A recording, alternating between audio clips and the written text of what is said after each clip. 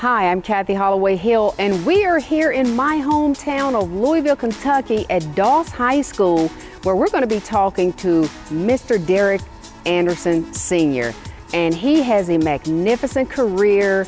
He has done more in his short life than most of us have done in a lifetime. But the one thing that he is going to touch your heart about is his heartwarming, humble beginnings. Stay tuned because we have a powerful show coming up on Living by Design. Living by Design with host Kathy Holloway Hill.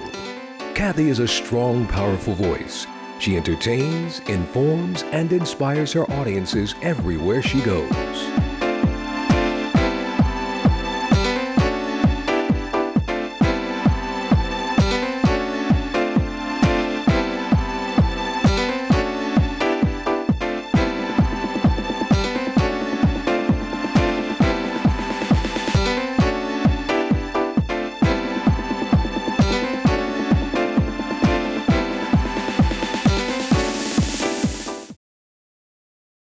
Derek Anderson has a career that most people would envy.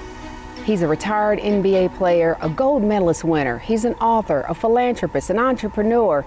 The list goes on and on. But the most important thing that I'm very proud of is that he has a heart of gold and he gives back. And I absolutely love that.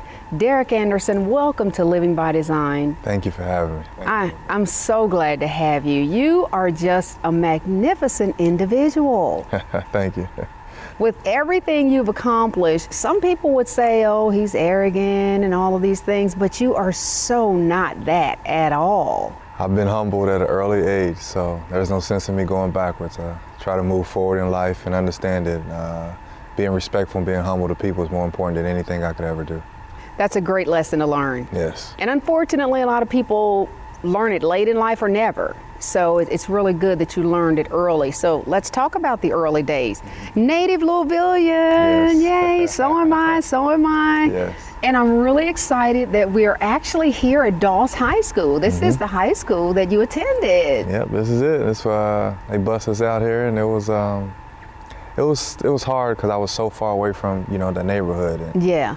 Struggling with the way I did, I always try to find a way to school, but I never wanted to miss school. That was my place of saying, hey, I can get better here, and I actually did in basketball and education. Awesome. I absolutely love it. Let's rewind all the way back to early childhood. Now, I know you was born here, then you moved away to Michigan, and then you came back and you grew up here. Talk a little bit about the hard knock life that you had to go through when you were a young child.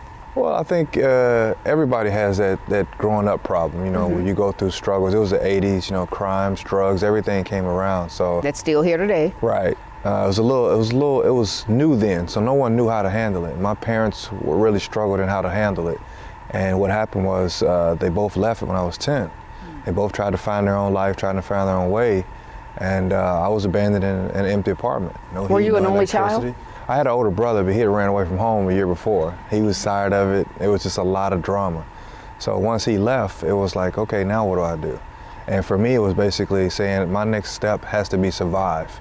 It wasn't about being the kid who had the fancy shoes or the nice clothes. It was about surviving for the next day, every single day. So I just went and got a job. I went and carried people's bags for 5 or 10 cents at the grocery store at Winn-Dixie, and I survived. I got bread and bologna.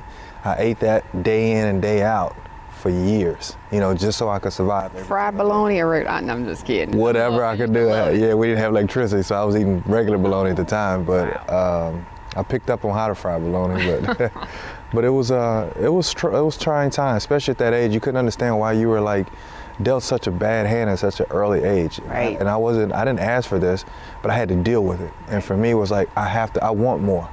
That's all I said, is I want more, I want more, I want more. I wasn't going to the streets, I wasn't selling, using drugs. What inside you kept you from doing that? I just saw my parents do it. Oh. What makes people follow what their parents do and they know it's wrong? If I know my mother and father is drinking and smoking and selling drugs, why would I do that? And I know it's wrong. Even at the age of 10 and 11 years old, I knew that was wrong.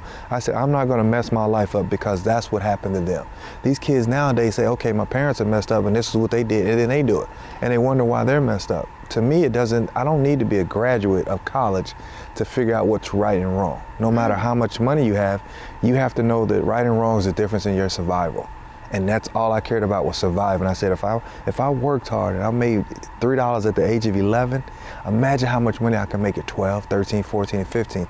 I stayed the course of working hard. That's the greatest gift that I ever learned, is just to continue to work hard, and I survived. Once you survive, anything is possible in life. That is amazing that you would say that, because there are so many children that are that young, maybe even younger, who are going through similar struggles, and their thought process is, I do have to sell drugs. I do have to do these things to survive. That's their excuse. That's an excuse, because every day since we've been born, what were we doing before drugs were here? We worked.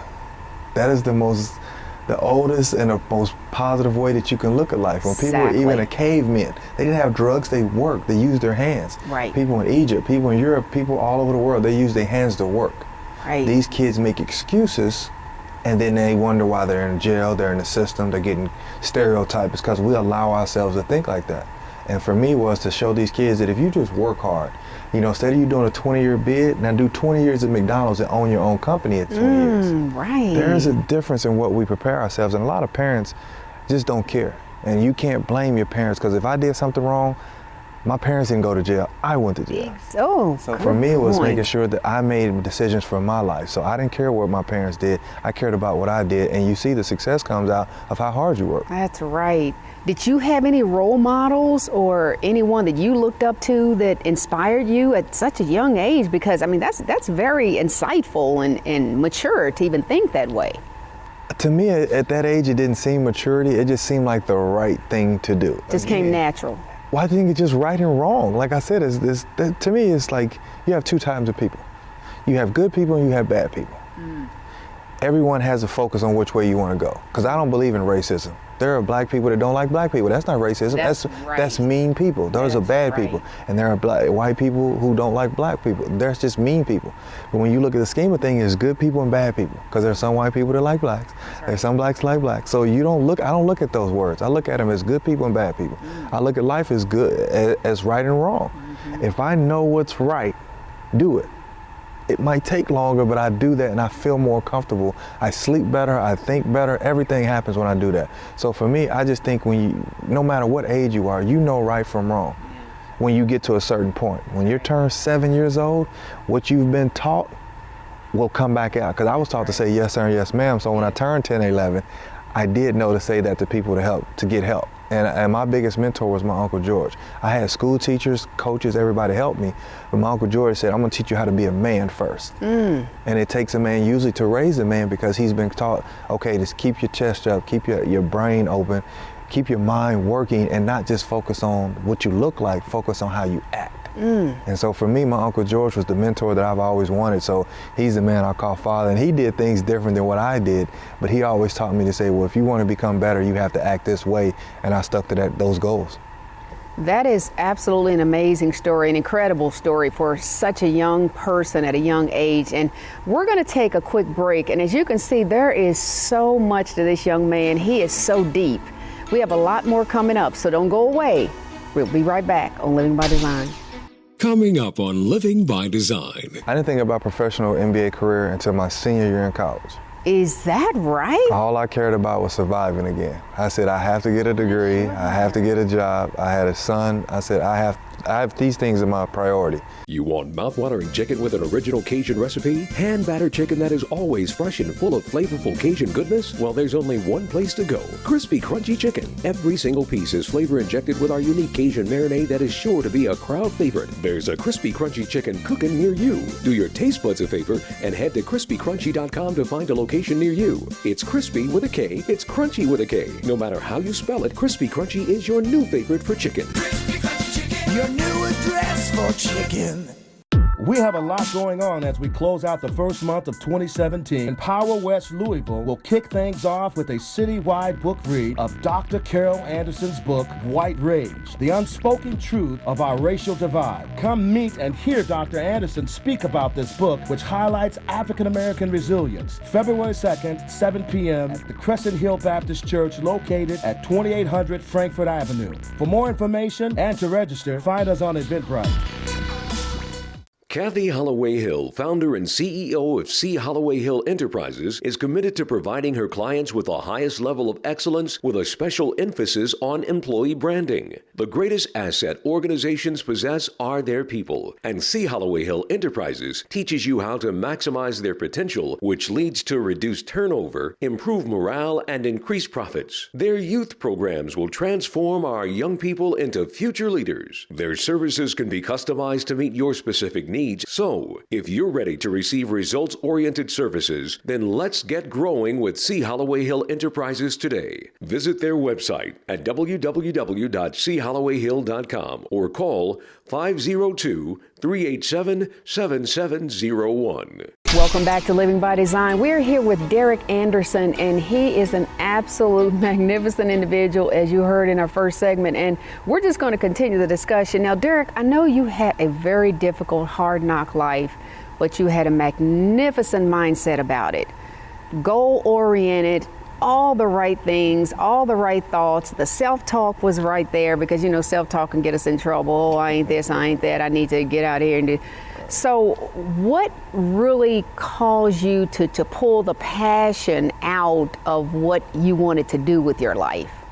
Well, I think in everybody, there's two things, like I said. Because we all have a purpose. Yeah, but you have a free will to make that choice.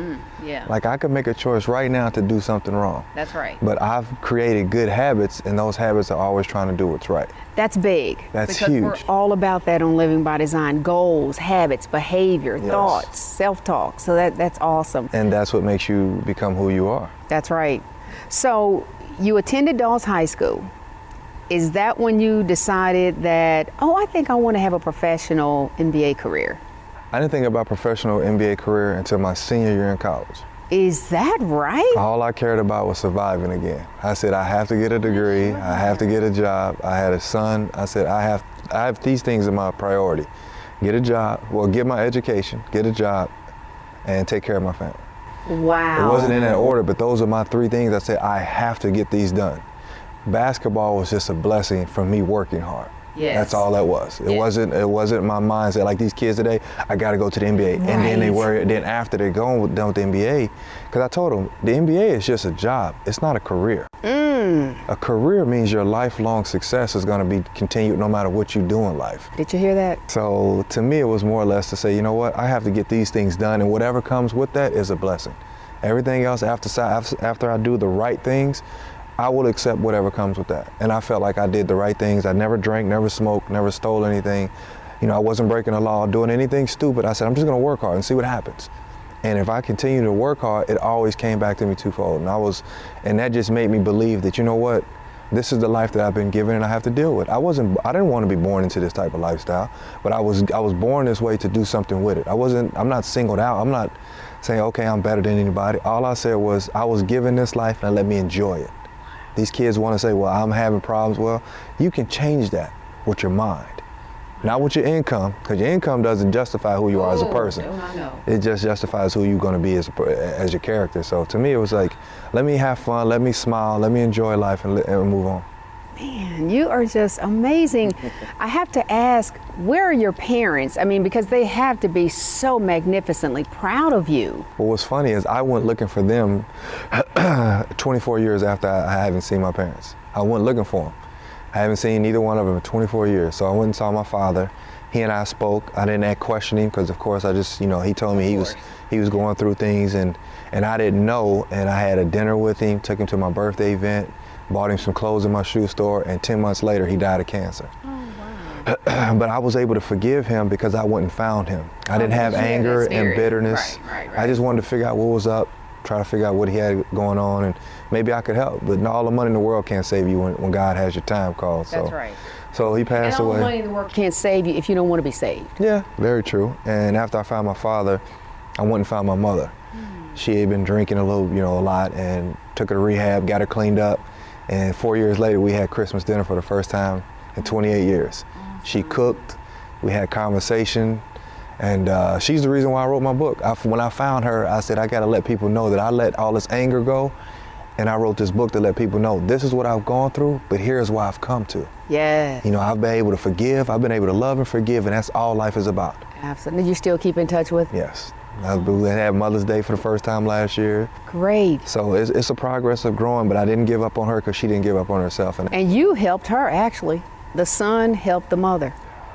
Probably, but I think, no matter what religion you're in, I believe there's a higher calling that you're supposed to do what's right. You better believe it. Every single person on this planet has a purpose. Yes. And you learned that at an early age. Maybe you didn't know it yet. No, I didn't. But you were fulfilling your purpose. Yes. You were learning the right things and implementing the right things. Let's talk about your book, Stamina. So you said your mother inspired you to write the book. Right. What can people expect to get from Stamina? Well, I wrote a lot of life nuggets. Like people always say, oh, I came from the projects, I'm this, or I've been in a bad relationship and abusive. I know people who've been really hurt, and I'm just like, well, you can't let that stop you from being who you are. Right. Quit making excuses and make a difference. So for me was to let it out. I don't care what you've gone through. I know some people who've been really beaten up, like even hurt as a child, but you gotta change that. And the only way you change that is getting out of it by expressing yourself. You gotta go forgive people. I don't care what happens. You don't have to like them. That's right. But you have to go forgive them, and you move on from that. So for me, I gave a lot of life nuggets in my book to, okay, I'm gonna show you how I got out of it. Now maybe this can help you get out of it. The more I talk positive about it, the more it came out. If I started thinking of negative and being upset, it kept draining me. It kept making me bitter. Right. It kept making me angry. I never wanted to reach for my parents until I said, you know what? Forgive them. Once I did that, I started reaching out. I found my other brothers. I found my other siblings. I just started finding people in my life that I really loved because they were my family and friends. But I found something more, and it was fulfilling and letting all the anger and bitterness I had in me that I didn't know. That's right. And once I released that, now I sleep good. I don't have any drama. I don't have anything negative around me. It's like, we're always going to have obstacles, but when you can do what you did and release all that, because it's been said that unforgiveness does more damage to the person in which it's stored than the object on which it's. I mean, you can't hold on to all that stuff. I mean, it's a ball and chain around your ankle, so it's not going to help you at all. I mean, it's like you drinking poison, waiting for the other person to die. Absolutely, and that never works. No, it doesn't. It never has, and it never will. So you've got the right attitude, and you just look peaceful. You look calm. You just look magnificent. Of course, that $1 million smile will always be there. And it's just amazing how you've overcome so much. So you graduated from the University of Kentucky, or did you come out early? No, I finished that. I was a senior, so. Okay, you were a senior. Yeah. And then you got drafted. Mm-hmm. Went to the NBA, played 11 years, won an NBA championship. That's a great career in NBA. It was, yeah. I could have played longer. Again, you have to find your purpose in life. Right. And I realized politics played a point in the NBA. Attitudes, people with the money who didn't understand basketball, who didn't understand people. And I was just tired. I go back and support and try to help those young kids out. I don't complain about it, I try to fix it. All these people want to complain about stuff. How about you try to fix it? Don't just always complain about something. So I felt like, even though with the politics, I felt like I could help some of these young kids get out of that. Because once they get out of it, they don't see that all the money's gone. They don't have any degrees, they don't have any job training, trades, they don't have people skills, and now they're stuck. And they've squandered away all their money. Yeah, well, even if you don't squander it, when you're done, it's gonna leave eventually. Because you don't have anything to replace it. Right. So it's not even so much that they spend it all at once, they just don't know how to save it or what to do with it. Right. So they don't have anything going. So I told them, you can't just jump behind a camera and say, hey, I'm a commentator now. Right. That's not gonna save you all the time. And I think these kids understand that I have to find something to do that I'm passionate about and do it before it's too late. Mm-hmm. Well, you're telling them right, and you're giving them all the right advice. And everyone you speak to, I know that you move them, and I know you're going to move millions of our viewers who are looking at this show right now. And we're going to take a quick break, and we're going to be right back because we have so much more to learn about this amazing young man. Coming right up on Living by Design. Hi, I'm Dr. Oz. 80% of Americans are plagued by back pain. While painkillers can provide some relief, chiropractic care deals with positioning of the bones, nerves, and joints. This non-invasive treatment can get to the root of the problem and fix an irritated nerve. Plus, it can provide a safe alternative to surgery. I've been providing pain relief for over 15 years. Don't suffer with pain. Call me today. I'm Dr. Jamie Gonzalez, 502-937-7995. Is your family like this? Or maybe this? If so, keep your carpets clean with help from MaxCare. MaxCare offers steam carpet cleaning, upholstery and ceramic tile floor cleaning, 24/7 emergency water extraction, and duct cleaning. MaxCare also offers dust-free hardwood refinishing and can even install new hardwood if you're looking to change the look of your home. Call us today for a free estimate. We are a locally owned and family-operated business. MaxCare, it's not just our name, it's our promise. Kathy Holloway Hill, founder and CEO of C. Holloway Hill Enterprises, is committed to providing her clients with the highest level of excellence with a special emphasis on employee branding. The greatest asset organizations possess are their people, and C. Holloway Hill Enterprises teaches you how to maximize their potential, which leads to reduced turnover, improve morale, and increase profits. Their youth programs will transform our young people into future leaders. Their services can be customized to meet your specific needs. So, if you're ready to receive results-oriented services, then let's get growing with C. Holloway Hill Enterprises today. Visit their website at www.chollowayhill.com or call 502-387-7701. Welcome back, Mr. Derek Anderson. You are an amazing young man. I am so proud of you. So let's talk about your foundation. So your foundation is there, and you help boys, girls, or both, or? I help everyone. You know, people who just trying to find a new jobs in life, and the children sending them to college. I sent 24 kids to college, 18 graduated. Wow. Just continue to try to give people jobs in the community. I've created over 300 jobs downtown Louisville before. I move around to Atlanta to, just trying to find and help other people's lives out. And I think the biggest thing that I found out was building character. Yes. People always say, I got a degree, but you don't have any, you're not polite. Someone holds the door open for you and you don't even say thank you. You try to teach them those life skills that they don't realize that keeps them from getting jobs. So that's been my foundation of teaching better people and not just, trying to give money away. So that's been my focus. And abused women and children are mostly what I focus on because that's what me and my parents went through.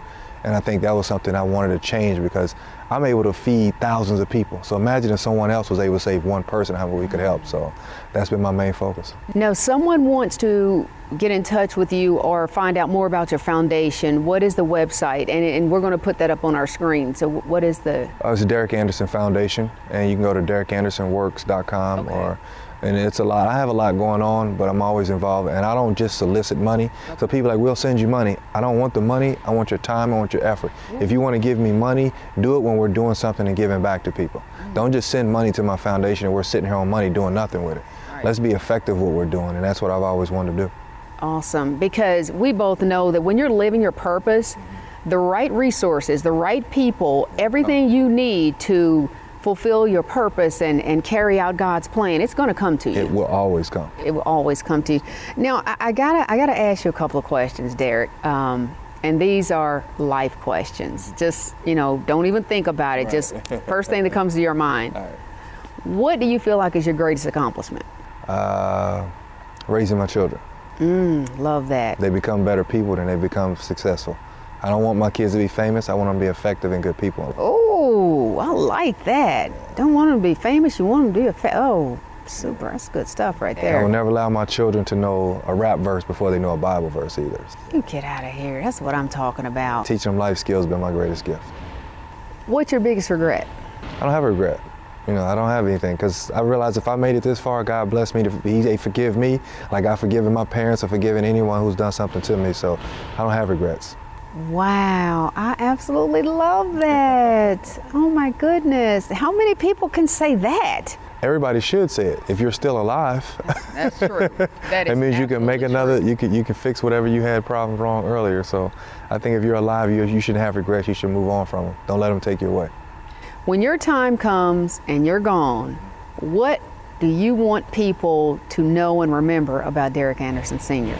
He served God with a purpose and he served people with a purpose. So therefore his life was built upon helping other people, and that's what I want my tombstone to say. Here lies a man who's helped other people become better for God, period. Wow. You're going to live a long life. So there's no doubt there, because you are truly the epitome of a soldier in God's army. You're the epitome of living a purpose-driven life. And I so admire that, because we don't really have enough people who even understand what a purpose is. You know, they just kind of walk around and get up every morning and they go through the motions of doing whatever they do, and don't realize that you got to have a reason to jump out of bed every morning. Absolutely. If you're able to get up, you're able to change your life just that easy. Right. And I think that's what you have to focus on, and that's what we do all the time. That's right. Just get up, make a decision to do better, and you'll have better. And when you wake up in the morning, the first thing I do, and I know it's the first thing you do, is give great gratitude. Absolutely. Show gratitude. I meditate, I get on my knees, say thank you, God, meditate, and get up and make my day. Yes. Yeah, it doesn't matter if you're thanking God for money or your family or the bed that you woke up in, because some people are waking up under bridges. Yes. And because I've done workshops and I say that's the first thing you need to do when you wake up, and some people say, I don't know what I'm grateful for. Yeah, I slept in my high school gymnasium. This wasn't here. Used to be some chairs sitting there, and I had a little mat right here, and I used to lean right there and lean up against the wall, do my books, kind of read or whatever, and just fall asleep. And what happened, the reason why I stayed there is because this door was to the locker room.